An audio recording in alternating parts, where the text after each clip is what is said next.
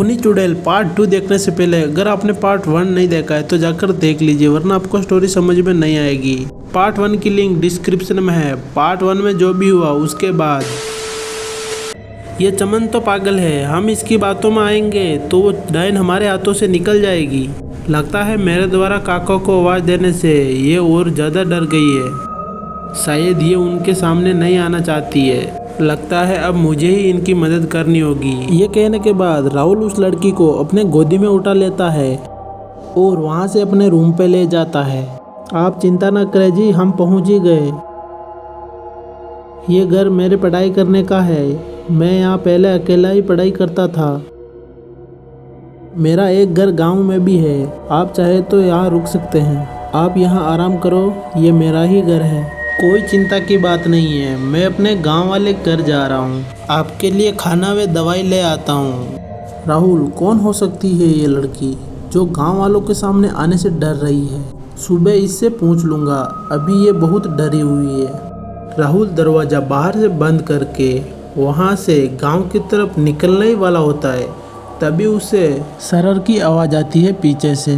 राहुल कहता है, कौन है यहाँ? राहुल पीछे मुड़कर देखता है तो वो साया उड़ता हुआ राहुल के सामने आ जाता है।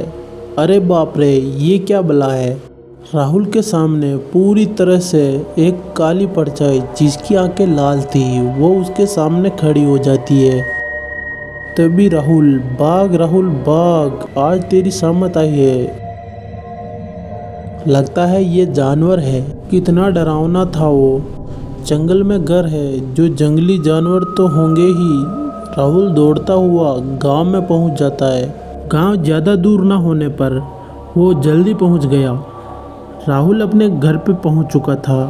वो अपने घर के दरवाजे को जोर जोर से पीटने लगा। तभी राहुल की माँ जल्दी से दरवाज़ा खोलती है। अरे राहुल बेटा, तू हाँफ क्यों रहा है? और अरे माँ, ऐसा कुछ नहीं है। आप सभी से मिलने की खुशी में टेंशन से भागता हुआ आया हूँ।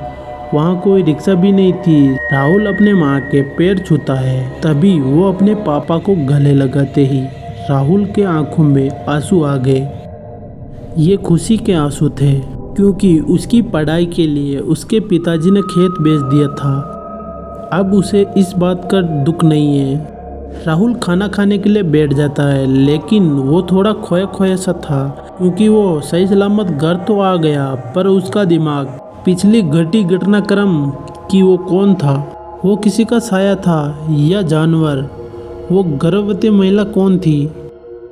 बिस्तर पे लेटा हुआ भी वो सोच रहा था कि वो लड़की उस जंगल में आधी रात को क्या कर रही थी, और ऊपर से वो गर्भवती भी थी। ऐसा क्या हुआ था? यह सब सोचते हुए उसको नींद आ जाती है। जैसे ही उसकी आंख लगती है, कुछ देर बाद उसको सपना आता है कि वो एक जगह पर खड़ा होता है। उसके पीछे वही काला साया आ जाता है, पर अब उसका साइज पहले से काफ़ी बड़ा हो जाता है। तभी राहुल की नींद खुल जाती है। वो चीख पड़ा, कितना बुरा सपना था। राहुल पूरी तरह से काँप उठा। वो सोच रहा था कि उसके साथ क्या हो रहा है। यह सपना किसी हकीकत की तरफ इशारा कर रहा है, या फिर यह सब एक थकान की वजह से हो रहा है। वो बैठे बैठे सोच ही रहा था कि वो लड़की सच में बहुत मुसीबत में थी। उसके साथ कोई अनहोनी ना हो जाए। राहुल, मुझे तुरंत अब उसके पास जाना होगा, ये सोच ही रहा था। इतने में सुबह हो जाती है। अरे बेटा, इतनी सुबह सुबह कहाँ जा रहा है? चाय तो पी ले। आप चाय बनाओ माँ, मैं बाहर टहल के आता हूँ। राहुल तेज कदमों से जंगल वाले घर की तरफ चल दिया। वो घर पहुँच जाता है। उसने घर के दरवाजे पर ताला लगाया था ताकि किसी को शक ना हो। जैसे ही दरवाज़ा खोलता है, वो एकदम से चौंक जाता है, क्योंकि सामने की दीवार पर खून होता है। हे भगवान, ये क्या हो गया? मेरा सपना सच तो नहीं हो गया? सभी सामान बिखरा और चारों तरफ खून ही खून था। अरे वो गर्भवती महिला कहाँ गई? उसे कुछ हो तो नहीं गया? नहीं, ऐसा नहीं हो सकता। मैंने दरवाज़ा बाहर से बंद किया था, ताला भी वैसा ही लगा था, लेकिन वो गई कहाँ? वो यहीं होनी चाहिए। पानी का मटका नीचे गिरा हुआ था। बेड के ऊपर अलमारी गिरी हुई थी और बहुत सारा खून भी है। अब उसे डर लगने लगा। तभी वो लड़की बाथरूम से बाहर आ जाती है।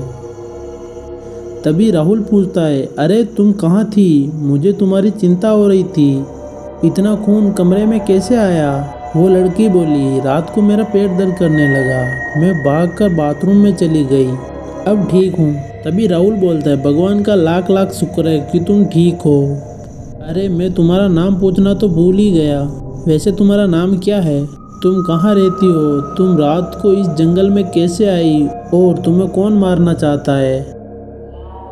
तभी वो लड़की कहती है कि मेरा नाम सुहानी है, मैं यहीं पड़ोस के गांव में रहती हूँ। अरे रुको, ये शोर कैसा है? अरे राहुल भैया, आप यहाँ क्या कर रहे हो? अरे मोनू, तू यहाँ क्या कर रहा है? अरे आपको मुखिया जी ने बुलाया है, जल्दी चलो आप। अरे सुहानी, मैं बाहर से ताला मार के जाता हूँ। आखिर मुखिया जी ने राहुल को क्यों बुलाया है? और ये लड़की कौन है? और इस घर में इतना खून खराबा कैसे हुआ? ये हम सब देखेंगे पार्ट 3 में। पार्ट 3 के लिए चैनल को सब्सक्राइब एंड वीडियो को लाइक कर दो। तो मिलते हैं पार्ट 3 में, तब तक के लिए राधे राधे।